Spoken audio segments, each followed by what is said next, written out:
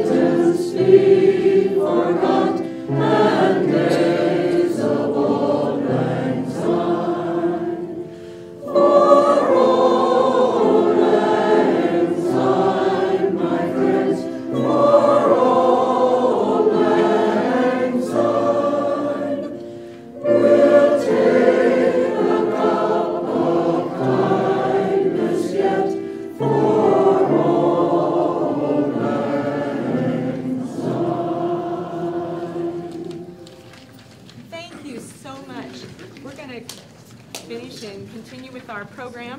Our next piece that I would like to introduce is the Carol of the Bells. It's a beautiful Ukrainian carol. We hope you enjoy it.